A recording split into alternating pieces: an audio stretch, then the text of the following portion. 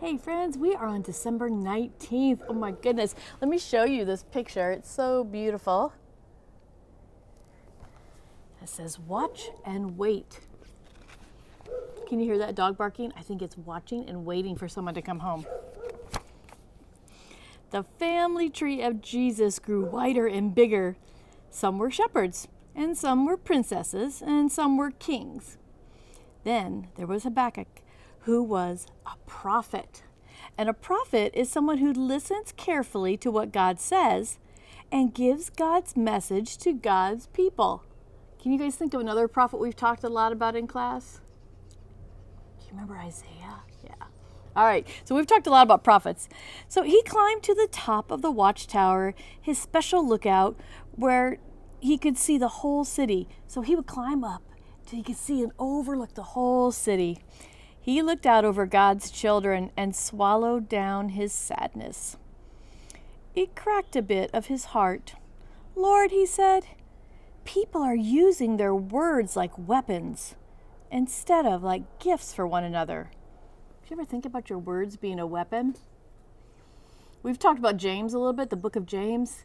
It talks about your tongue could be very, very sharp and very, very dangerous, right? We shouldn't use our words as weapons, but that's what he was hearing. And so he was very sad looking over that. People are using their hands to hurt each other instead of to help each other, and people are forgetting that having you is more than enough. They are forgetting that you are the greatest gift ever. So they are sinning greatly and are sadder than ever.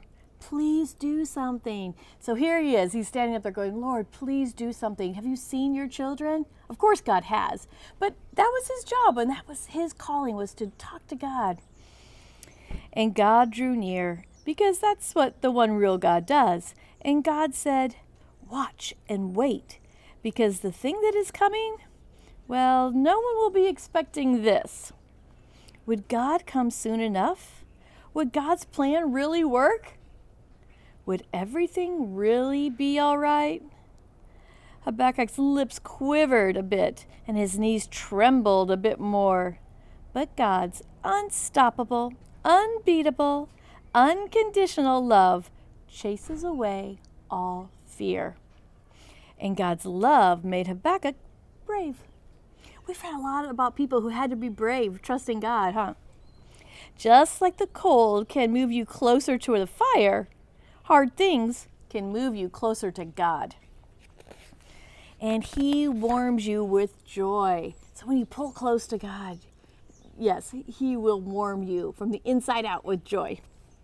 Habakkuk shouted it from the top of the watchtower, I will trust you. God, I will watch and wait for you.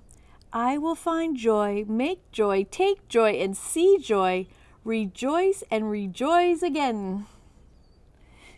I wish you could see the words because it said rejoice and rejoice, J-O-Y's, rejoice again. Then Habakkuk sang this song, even though the fig tree has no blossoms, even though there are hard things, even though I fail sometimes, I will be joyful in God. He saves us from the sadness and the darkness and ourselves. So you know sometimes we are our own worst enemy, right?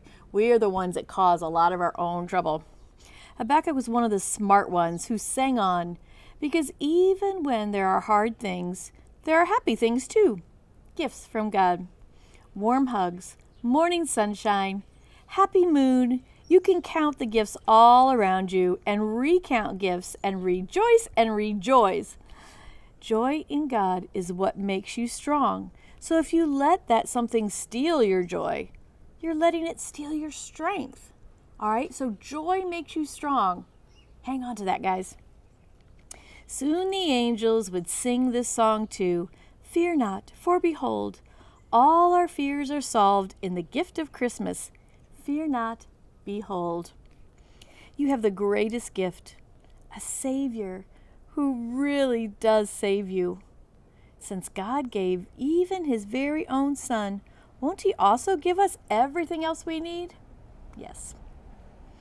Because God gave you Jesus, he can always give God all our trust.